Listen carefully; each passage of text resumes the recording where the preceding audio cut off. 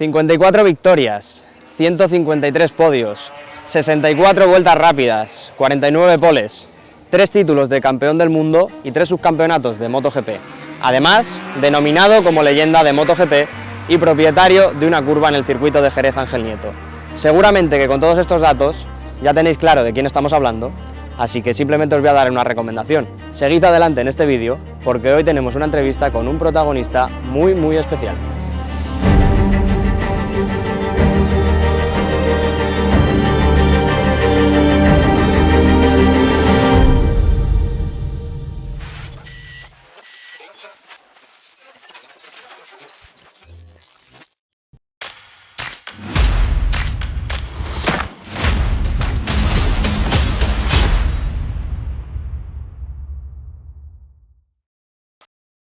Antes de entrar con la entrevista, os voy a dejar como siempre los 3 segunditos de rigor para que os suscribáis y cuando lo hayáis hecho, ahora sí, vamos adelante con ello.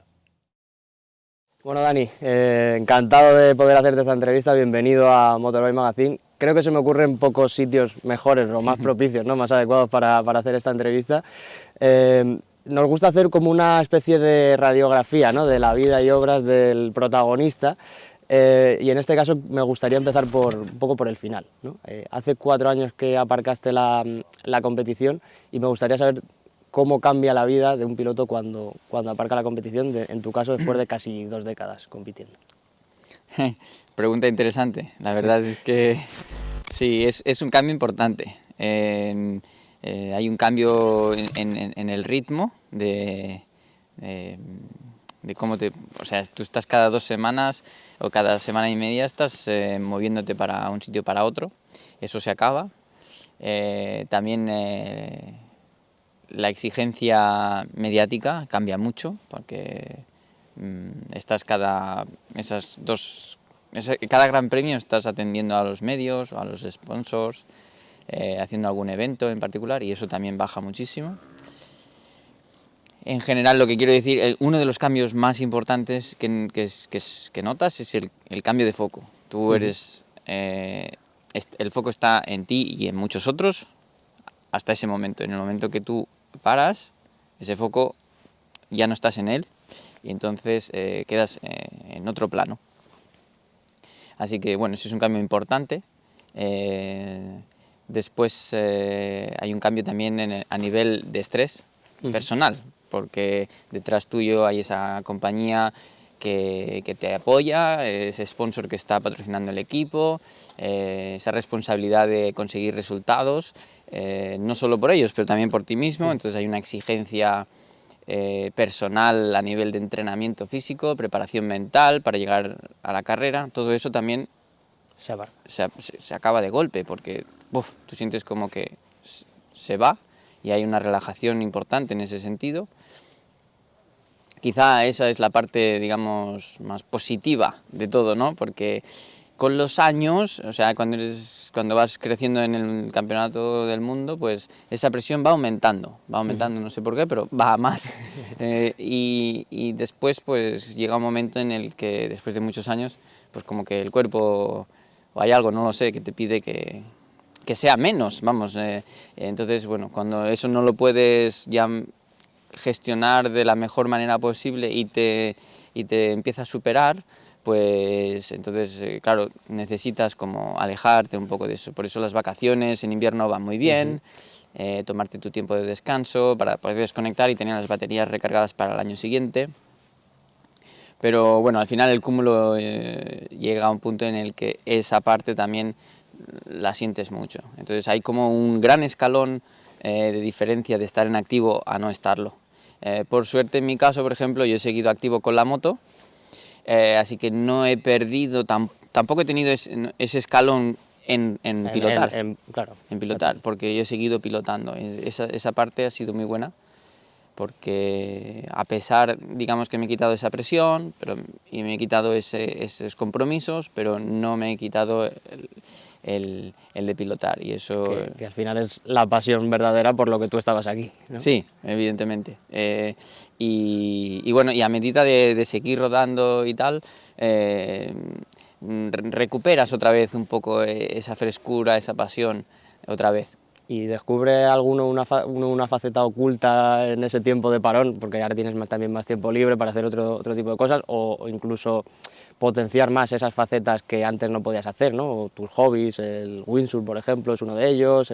Sí, exactamente. Justo el windsurf he podido dedicarme más tiempo, básicamente porque como es un deporte que dependes del viento, pues muchos días todos mis colegas estaban navegando, pero yo no estaba allí presente.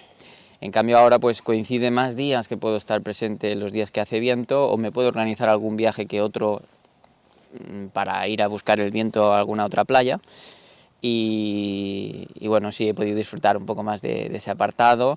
Luego también depende un poco de qué otras inquietudes tengas tú personalmente, si eres un poco más atrevido a aventurarte a cosas diferentes, a aprender cosas nuevas, pues tienes tiempo para estudiarlas, tienes tiempo para dedicarle tiempo a aprender y aventurarte a esas otras facetas, pero bueno, seguro que el talento para hacer una cosa es el de pilotar las motos. Por ejemplo, he podido dedicarle más tiempo al windsurf, pero también veo que mi talento está en llevar moto.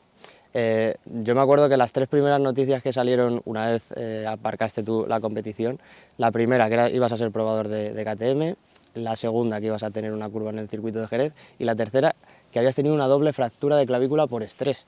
Entonces yo te quiero preguntar, ¿cuánto ha agradecido el cuerpo aparcar la competición en estos años? Sí, la verdad es que ese fue un momento bastante complicado porque paras, tal, se acaba todo y dices, vale, pues ya está. Y al poco ya me lo venía notando, que había algo que no funcionaba bien en mi brazo. De hecho, todo el 18 tuve bastante problema porque no me encontraba bien y no podía entrenar igual. Había perdido, paulatinamente iba perdiendo como fuerza, y algunas veces tenía pinchazos particular aquí que me molestaban mucho y que no entendía muy bien. Entonces sí, después tuve esta lesión, y la verdad es que el proceso de recuperación fue bastante complicado. Tuve que dedicarle mucho tiempo, por lo cual agradezco a KTM que me permitió recuperarme bien, ya que era justo el debut cuando empezaba con ellos y me pasó esa lesión en la que estuve 4 meses para recuperarme. El cuerpo ha agradecido también el parón a nivel global, ¿no? Ya al final has tenido mucha mala suerte en tu carrera en el tema de las lesiones, ¿no? Creo que solo fueron 3 años en MotoGP que pasaste limpio sin tener ni una sola lesión.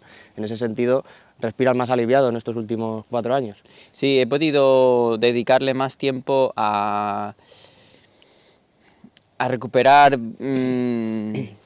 un poco de todas las lesiones que me había recuperado, pero que no había conseguido quizá ganar todo el rango de movimiento, o que todavía tenía alguna que otra molestia. Entonces, evidentemente, al bajar el nivel de estrés en las carreras, por no correr, al bajar el nivel de estrés en el gimnasio y demás, por no entrenar de la misma manera, y le he dedicado más tiempo a esas articulaciones, a esas lesiones que me faltaba rango de movimiento, a desinflamar, a ganar otra vez ese rango un poquito, pues ha ayudado a que me sienta un poco mejor. He tardado, por eso me costó bien 2 años a sentirme mejor, pero la verdad es que había lesiones así que aquello que ya piensas que son crónicas, que dices esto me va a doler siempre, y que me ha bajado el dolor y que me encuentro un poco mejor.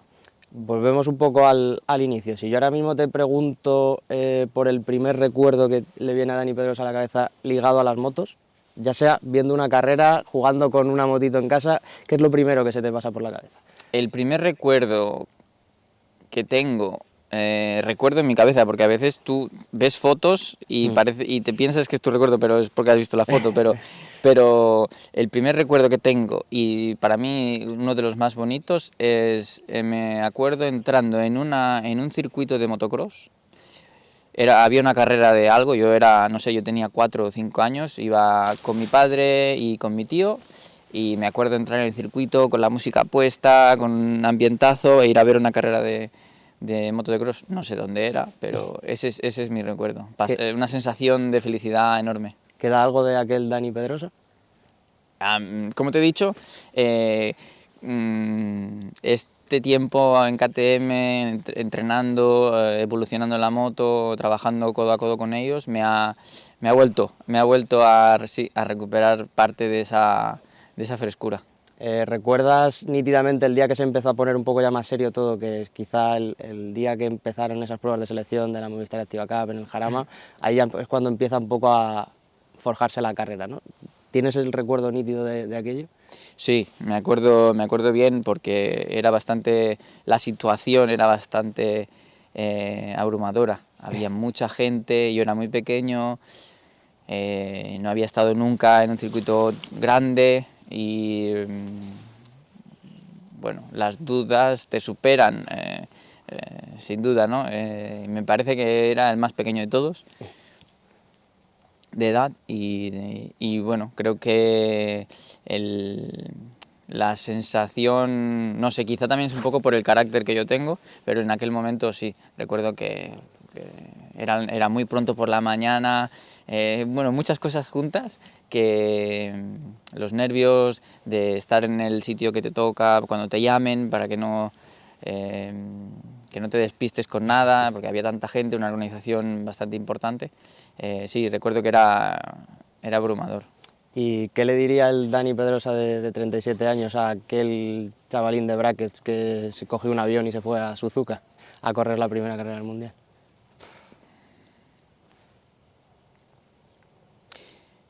La verdad, no me viene nada en particular. Creo que en esa época estuve muy bien cuidado por Alberto y por Telefónica Movistar, el equipo, todo. O sea que creo que los pasos que dimos eran los correctos y no me viene ahora mismo nada en especial para aquel particular momento del debut. Entraste un poco como un elefante en una cacharrería, ¿no? Porque en solo 5 temporadas ya tenías 3 títulos mundiales, fuiste también un poco un nexo de unión entre la generación de Cribillé, rompiste una sequía de títulos para España, ¿no? Y encadenaste esos 3 que hemos mencionado. El boom que generó Dani Pedrosa fue muy bestia en España. ¿Cómo se asimila eso con 18, 19, 20 años? Sinceramente no fui muy consciente. He sido más consciente después, pero en aquel momento no fui tan consciente, a pesar de que hacía entrevistas y pudiera llegarte el mensaje o llegarte esa sensación a través de las preguntas, a través de la expectativa, pero en realidad estuve bastante concentrado en ese momento, en esa época de mi vida, y no me abrumó esa situación. Sí, de hecho, la sensación me llegó más tarde, a posteriori, gracias a los aficionados. A la gente que me iba conociendo, a la gente que iba reconociendo pues, las carreras y lo que me decían que cómo disfrutaban viendo las carreras y demás. Pero creo que tuve un muy buen apoyo de parte del equipo, de parte de Movistar y yo te digo, y también de parte de Alberto, y creo que estuvo súper bien organizado. Y ahora, en algún momento de tu vida, te paras a pensar, joder, la que liamos en aquella época. A ver, creo que no lo sé si es solo mi sensación, pero creo que sí, había españoles que ya estaban delante mío, que estaban haciéndolo bien, pero el hecho de venir de la Copa Movistar, de venir de la cantera, así poco a poco, de tan joven, y romper, ¿no? a esa membrana que había como difícil de entrar al grupo de los buenos, la categoría de 125, ganar el título y después pasar a 2,5 y volver a ganar el título. Creo que eso ayudó después a que muchos otros que después han hecho las rookies y que después han tenido esa oportunidad también parecida a la mía, hayan creído más en el proyecto y que hayan creído más en las posibilidades, ¿no?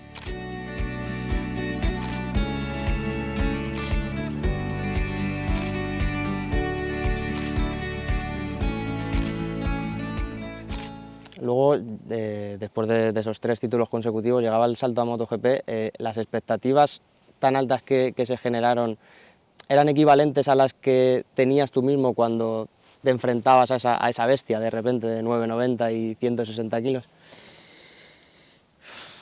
¿O eran diferentes? Porque nosotros te veíamos capaz de todo, ¿no? La gente te veía capaz de todo. Llega sin pretemporada en 250, gana su primera carrera, gana su primer mundial, repite el año siguiente. Claro, la gente en ese momento... Si te soy sincero, cuando gané el mundial de 125 y pasé a 250, ahí ya yo tuve dudas, porque ya la moto era más grande, era más pesada y yo era muy pequeño. Entonces, no sé si tú lo recuerdas, pero ya había muchas dudas sobre mí, porque mi estilo de pilotaje era demasiado suave, demasiado fino, y que estas motos necesitaban más caña y tal, ¿no? Y yo recuerdo, pues, tener dudas también, porque pensaba, bueno, pues igual sí, soy muy pequeño y tal, pero nada, me subí y todo fue sobre ruedas, justamente, y gané 2 títulos, ¿no? Pero a pesar de que me adapté bien a 2,5, yo había probado ya la MotoGP Sí, en 2004, ¿no? Si no me a equivoco. finales de 2004 un poco, y aquello era otra dimensión. O sea, 125, 2,5, pero MotoGP era aquí. Era una cosa descomunal. No solo en potencia, pero en tamaño de la moto. O sea, yo no llegaba casi a los manillares, los brazos así, no podía casi, me descolgaba y se me salían los pies de las estriberas. No llegaba al freno, ni llegaba al cambio. Entonces, sí que me veía sobrepasado en ese momento, ¿no? Entonces, cuando cambié a MotoGP, ahí dudé más de si podría dominar la moto, porque no de ir rápido, pero sobre todo de controlarla, de hacer con ella lo que yo quisiera en todo momento. Hay veces que si te cansas, si los neumáticos se gastan, si se mueve por lo que sea, o te tocas con otro piloto, o estás cerca en un grupo, pues tú poder hacer lo que quieras con la moto en todo momento, tenerla bajo tu control. Entonces, eso fue lo que más me costó de MotoGP, que no siempre tenía el control de la moto exactamente. Entonces eso afecta un poco en la confianza, porque sabes que a lo mejor si hay ciertas condiciones o ciertas situaciones, tú vas detrás de la moto, ella te puede a ti. O depende del tipo de pista, o depende de algunas cosas, pues la moto puede sobre ti. Entonces eso, cuando pierdes control, es complicado mentalmente. Sobre todo, por ejemplo, cuando me pasaba lo del brazo, que pierdes control de la moto, eres un pasajero. Y si en ese momento vas solo, en el grupo, o sea, estás pilotando y estás solo, pues Te cuelas y ya está. te alargas un poco la curva o frenas un poco antes y tal. Pero si estás en un grupo, que el delante te frena más de golpe que la vuelta anterior, que de repente el otro se cruza, o que de repente te intenta pasar en al final y tienes que mover la moto y no tienes esa fuerza para dominar la moto, pues eso cuesta un poco, cuesta gestionarlo también mentalmente, ¿no? Por ejemplo, en Assen es un circuito muy delicado, porque se va muy rápido, y cuando se va tan rápido y es todo chicanes, en realidad, aunque tú veas la pista así de ancha, en realidad es una recta. O sea, tú cortas todo el rato el circuito, ¿no? Vas todo el rato de punta en punta cortando el circuito. Y cuando se va a 300, pues eso se convierte en una única línea posible. Si ya bajas a 280, pues igual tienes un poco de margen, pero claro, si bajas a 280 no sale tiempo. Claro. Entonces, cuando te pones a 300 y tienes que ir por esa línea, como la moto te pueda y no la puedas poner en la línea a tiempo, pues claro, las consecuencias es que te sales de la pista muy rápido, ¿no? Entonces, bueno, esas son cosas que después tuve que trabajar físicamente mucho, todo lo que pude para estar a la altura. Y luego también técnicamente, tuve que cambiar mucho técnicamente y tuve que encontrar la manera de conseguirlo en un equilibrio entre fuerza y técnica. He leído y he escuchado a lo largo de los años muchas opiniones de mucha gente que opina sobre qué le pudo faltar, ¿no?, a Dani Pedrosa para haber ganado el título de MotoGP. Entonces me gustaría saber la tuya, porque esa no la he escuchado nunca. ¿Qué cree Dani Pedrosa que le faltó para hacer el cheque en esa última casilla? A ver, pasaron muchas cosas diferentes cada año. Yo creo que nos alargaríamos mucho, pero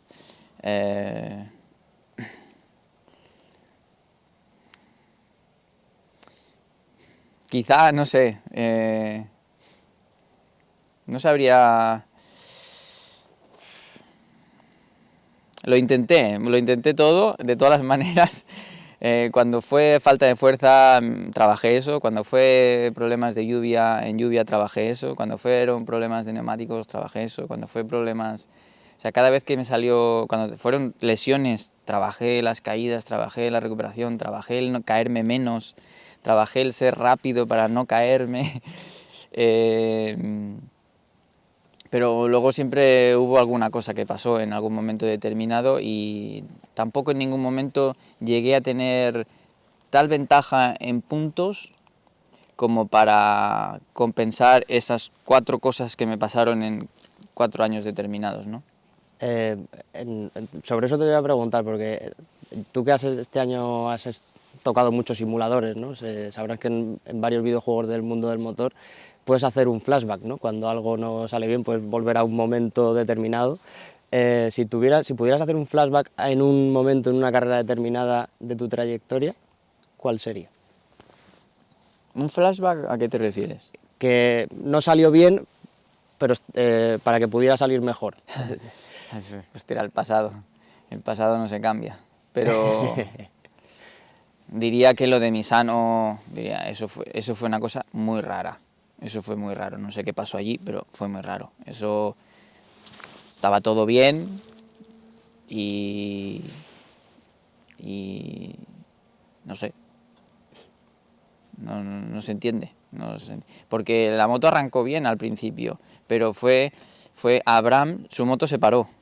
Primero su moto se paró, entonces hubo una segunda salida o una segunda vuelta sighting lap, porque su moto se había parado o sea, ya íbamos a salir al sighting lap, a la vuelta de calentamiento, pero antes de arrancar pusieron semáforos rojos, entonces volvieron a entrar los mecánicos, volvieron a poner calentadores, y ahí es cuando se me clava a mí la rueda delante, que no se entiende. Y me acuerdo porque el mecánico estaba intentando quitar el calentador, pero la rueda estaba clavada y no podía mover. Y entonces yo le estaba gritando, tira, porque la moto estaba en el caballete, digo, tira la moto al suelo, que cayera la moto al suelo para empujarla y que con la fuerza de empujarla se desclavara la rueda. Pero no la bajó del caballete y se la llevaron adentro. Entonces mi moto, que había causado ese problema, o que estaba a punto de causar un segundo retraso, digamos, fue apartada y la moto que había causado el retraso salió de parrilla.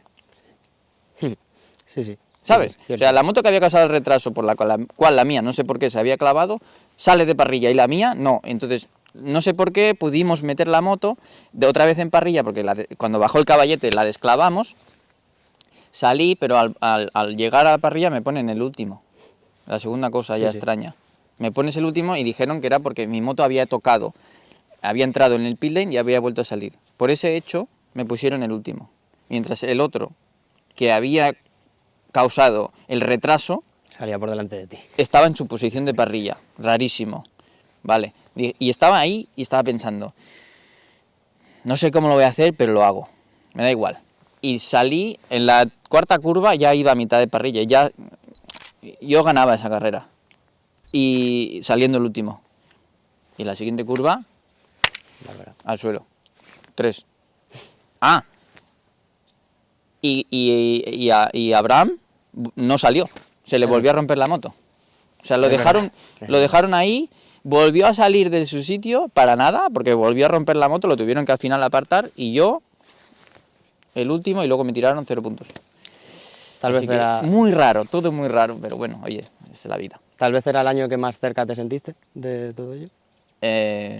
Sí. Era el 13 también, ¿eh? El 13 también, porque el 13 me rompí la clavícula.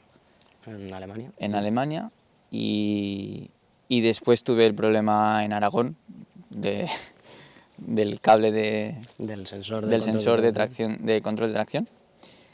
Sin esas dos cosas yo creo que también, pero Esos 2 años eran los seguro más claros. A lo largo de tu carrera, de las decisiones que has tomado, ¿hay algo de lo que te arrepientas, que habrías hecho diferente, o en ese sentido estás en paz contigo mismo?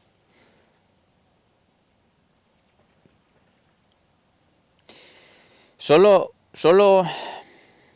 en general estoy en paz porque siempre me he apretado al máximo y como te he dicho antes, cuando había algo lo trabajaba, cuando había algo que no funcionaba lo luchaba y hice cosas para trabajar mental, hice cosas para trabajar físico, hice cosas para trabajar técnica y siempre buscaba, siempre me enfrentaba a mis problemas, siempre no buscaba evitarlo, sino iba de cara, ¿vale? ¿Por qué fallo? Por esto, pues eso es lo que voy a trabajar. Trabajé el cuerpo, trabajé el setting de carrera, porque al principio de mi carrera en MotoGP era muy rápido al principio de carrera, pero no al final, después era rápido al final, o sea, trabajé todo. Quizá la única cosa que cambiaría o que he aprendido más es que me hubiera, no sé cómo explicarlo, es que me hubiera mentido a mí mismo cuando antes te expliqué que cuando debuté en MotoGP ya había notado que aquello era enorme para mí, demasiado, no estaba equilibrado. Ahí, en cambio de creer eso, me hubiera intentado autoconvencer o mentirme de que eso no era verdad. De alguna manera, decirme que eso estaba bien así, que era equilibrado. Eso me hubiera ayudado, seguro. Y dentro de esto que te comentaba de estar en paz contigo mismo, a nivel de lo que ha conseguido Dani Pedrosa, es que aquí miras las estadísticas que hay en esta placa y los números hablan por sí solos. Estamos hablando de 153 podios, de 54 victorias, aparte de los 3 títulos mundiales. Esta curva aquí, leyenda de MotoGP, yo creo que ahí sí que puedes estar totalmente en paz, ¿no?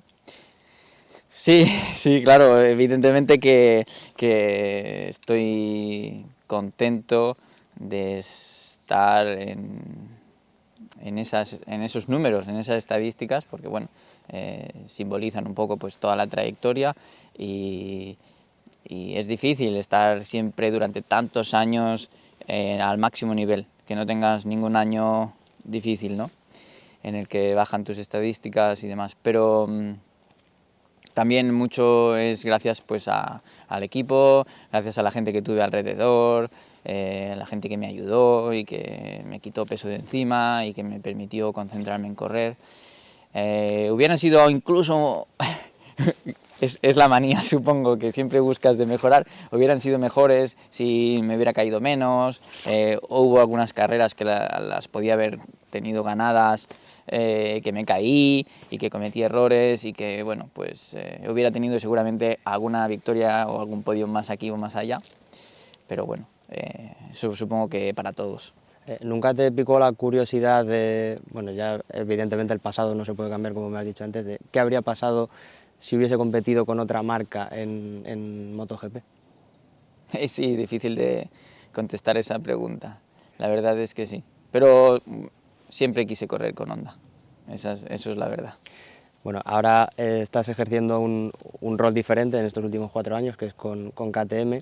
¿Qué aportas y qué te aporta a ti también este rol de piloto probador? Aunque sí que lo hemos mencionado un poco antes, ¿no? Que te permite mantener esa posibilidad de pilotar, ¿no? De seguir ejerciendo tu pasión. Sí, ese es un punto importante. Siempre puedo seguir, o sea, cada año he podido seguir dando vueltas. También me ha permitido pues adaptarme un poco a los cambios, porque en MotoGP, desde que yo dejé de correr las carreras, ha cambiado bastante, o sea, yo diría mucho, sobre todo en la manera en que se afronta el fin de semana y cómo se consigue el resultado el domingo. Antes, por ejemplo, tanto Valentino como yo podríamos no hacer una gran clasificación, pero lo podríamos arreglar el domingo. Hoy eso es más complicado, bastante más complicado. Aún hay gente que consigue arreglarlo el domingo, pero ya sales con un hándicap más importante. las posibilidades de arreglarlo son menos que antes. Y entonces pues se convierte todo en intentar ser más explosivo, mucho más rápido a una vuelta, siempre estar en una buena clasificación. Entonces todo eso, el seguir en moto, ayudando a KTM, pues también me ha permitido estar al día de eso, entender MotoGP actualmente cómo es, qué factores afectan esos resultados, por qué a veces sí, por qué a veces no, o cómo intentar enfocarlo para que salga el resultado mejor. Entonces, bueno, es una parte que antes, digamos, estuvo durante una época bastante más estática y que ahora está en un constante cambio. ¿Podríamos verte en 2023 de nuevo como fue en 2021 haciendo un wildcard en Austria? ¿Cuál es el plan? Bueno, de momento no hay plan para ello, pero siempre cada año se valora, depende de la situación. Así que bueno, veremos si el año que viene hay la posibilidad. Evidentemente que con las nuevas carreras al sprint sería interesante para, como te acabo de explicar, volver a meterte un poco más en cómo se siente, cuáles son los factores que afectan, qué cosas pasan durante el fin de semana, para tener en cuenta después cuando hago los test y estar un poco más en línea con lo que los pilotos necesitan. Donde sí te hemos podido ver este año ha sido compitiendo en 4 ruedas, en ese Lamborghini Super Trofeo. ¿Qué balance me haces de esa nueva experiencia en tu carrera? Y no se puede decir que haya acabado mal, desde luego. Sí, muy positivo, muy divertido, ha sido una experiencia nueva, con bueno, un aliciente nuevo por el hecho de tener que aprender cómo se conduce un coche de competición, en comparación de lo que estoy acostumbrado con la moto. Por ejemplo, el hecho del gas y el freno es una cosa totalmente diferente, pero que además va combinada para mí en la moto con la inclinación, pero aquí va combinada con el volante. Entonces, pues bueno, aprender un poco el proceso para sacarle el partido al coche y no ha sido fácil. La verdad es que hay buen nivel, hay pilotos muy rápidos y sin duda ha sido una experiencia gratificante. Así que me lo he pasado muy bien y he tenido la suerte al final incluso de saborear el podium y tener una experiencia positiva.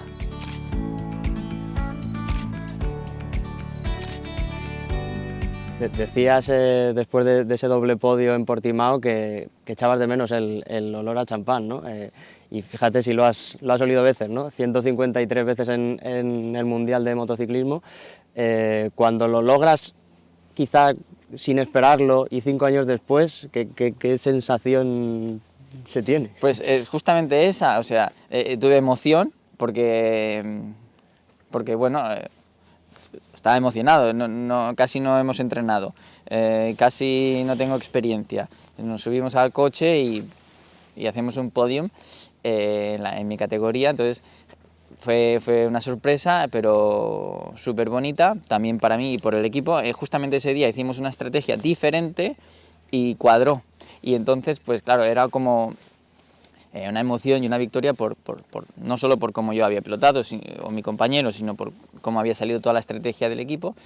Y cuando subí al podio y hicimos el champán, fue cuando dije, pues echaba de menos esto, porque antes es como que ya me había acostumbrado y ya había dado por entendido de que eso ya no iba a pasar, y cuando pasó dije, qué buena sensación. Este año ha coincidido que tu salto a las 4 ruedas ha coincidido con el de Valentino Rossi y con el de Jorge Lorenzo. Sería soñar mucho veros un día compartir parrilla a los 3 en una competición de 4 ruedas. Sí, supongo que sí. El mundo de los coches, tener plaza en el mundo de los coches es un poco más complicado, pero bueno, Rossi está en una categoría de más nivel y Jorge está en una parecida a la mía, porque me refiero que es una copa también, pero también de mucho nivel. Entonces, bueno, no sé si llegaríamos a coincidir, pero bueno, haría gracia seguro. Donde sí también te veremos el año que viene, o te escucharemos, será en DAZN, ¿no? Como comentarista. Esto lo hemos hablado fuera de micro, pero DAZN ha conseguido algo que era complicado, juntar a Jorge Lorenzo y a Dani Pedrosa en el mismo equipo, ¿no? Aquí a los dos, que aquí os tuvo que juntar las manos el mismísimo Rey, ¿no? ¿Qué supone también ver cómo ha evolucionado vuestra relación, o en su día había mucho lorencista, mucho pedrosista, y ahora parece que bueno, lleváis bien, que compartiréis este nuevo rol, también qué supone para ti ser comentarista. Bueno, pues otra nueva experiencia, no lo he hecho nunca, así que intentar aportar y aprender a la vez. Y respecto a Jorge, pues bueno, ha cambiado mucho la cosa desde aquel 2008 a ahora, pero sí, esa rivalidad que hemos tenido durante tantos años se ha convertido en una ahora relación de mutuo respeto,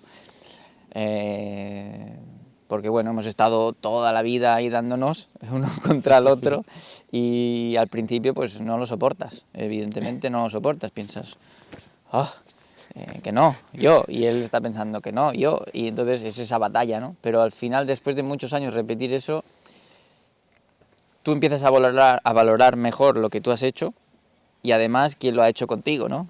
Contigo, contra ti en este caso, pero a la vez, ¿no? Y dices, jolín, cada uno en su situación, pero sí, ese respeto crece por el hecho de haber sido rivales tan fuertes durante tanto tiempo. Y ahora, bueno, compartiremos la visión y la manera de ver las carreras. Me sigue generando curiosidad la expectación que generáis, aún estando sin estar en MotoGP, ¿no? Cada vez que Dani Pedros hace un test o que hacéis algún logro, aunque sean las 4 ruedas, vuestros nombres están por encima, se sigue hablando mucho de vosotros. Quizá en el MotoGP actual falta esa figura de iconos que conseguisteis tanto tú como Jorge, como Stoner, como Valentino, como Marc, que sigue siendo ahí un poco, no están tan, ¿cómo decirte?, no endiosados, pero Quartararo, Bagnaia, etcétera, no han terminado de calar tanto como hicisteis vosotros en su época. Es una pregunta que no te sé contestar. La verdad es que no te sé contestar. El hecho de que todavía, pues como dices, tanto Jorge como Valentino, Marc o yo o Casey sean así recordados más es gracias al aficionado. Nosotros, bueno, pues dimos todo lo que teníamos en pista, como los pilotos que hoy están en activo. Pero sí, no te sé decir, porque para mí, por ejemplo, me cuesta tener un favorito. Tengo los de casa, claro, pero me cuesta tener un favorito porque todavía pues yo me siento piloto, ¿no? Entonces, bueno, es normal, pero no lo sé realmente cuál es el motivo o cuál es la sensación del aficionado hoy, pero sí que es cierto, todavía llegan muchos mensajes de aficionados o gente que me cruzo, oh, qué pena que no corres, o sal a hacer un wildcard, que te veamos y tal, ¿no? O sea que, bueno.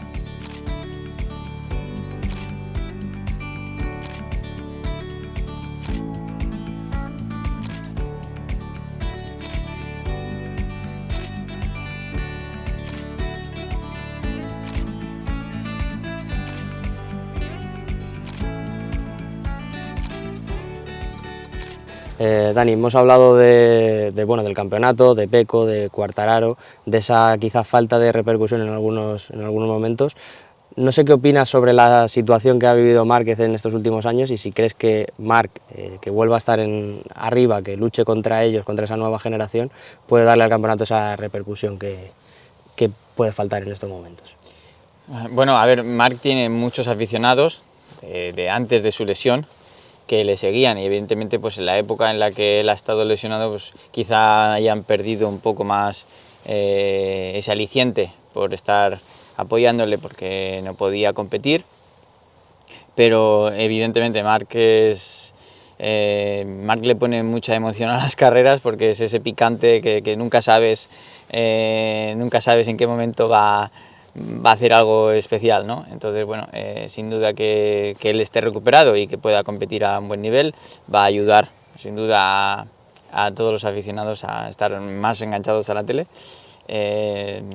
Pero, bueno, de momento también hemos podido ver otros pilotos que han ido cogiendo el relevo y que han aprovechado esa situación donde él no estaba y han sido campeones, en este caso Fabio, también Mir y también Pecco. 3 campeones con 3 motos diferentes en los últimos 4 años, si contamos el anterior con Marc, así que una variedad importante, lo que pone las cosas bastante difíciles de predecir para el año que viene, aunque si cogemos un poco la lógica, viendo de cómo ha acabado Ducati este año, si mantienen durante el invierno todo o incluso pueden mejorar, pues seguro al principio de temporada puede ser la misma tónica. Y dentro de esa variedad, ¿qué podemos esperar de esas 3 letras que hay aquí, KTM? Bueno, estamos trabajando, evidentemente este ha sido un año un poco más complicado, pero estamos intentando dar pasos positivos para la moto del año que viene. Veremos en el invierno cuando completemos la moto, porque hasta ahora ha sido el prototipo pero no del todo completa, veremos en qué punto estamos y sobre todo qué pasa en el invierno, porque yo creo que también ha habido mucha evolución de las demás casas que quizá todavía no han puesto o aplicado los cambios a su moto, así que habrá que ver en Malasia y esos primeros test qué pasos ha dado cada uno. Por trabajo de Dani Pedrosa no será, ¿no? No, estamos mucho encima de la moto, sin duda, y dando muchas indicaciones. Dani, para cerrar, hemos echado mucho la vista hacia atrás, hemos hablado también del presente. Pensando en el futuro, ¿hay algún sueño que le quede por cumplir a Dani Pedrosa? Tiene que haberlo, siempre hay. O sea, ahí tienes que ponerte siempre nuevos retos, nuevos... No puedes parar, no puedes parar de autoalimentar a la mente en ese sentido, porque es vida. Tener un nuevo reto, tener un nuevo sueño, eso te da esa chispa, te mantiene con ese toque fino y te mantiene alegre, ¿sabes? Es muy importante. ¿Cuál sería ese reto, ese sueño que se te pasa ahora por la cabeza que tendría que ser? Bueno, hay que mantenerlo en secreto. Dani, ya lo iréis viendo. Perfecto, estaremos atentos. Dani, agradecerte enormemente que hayas pasado este rato con nosotros. Esta era una entrevista que teníamos pendiente desde hace tiempo. Me alegro de hacerla aquí en esta curva, de compartir este rato contigo y en nombre mío y de Motorbike Magazine, gracias. Gracias a ti.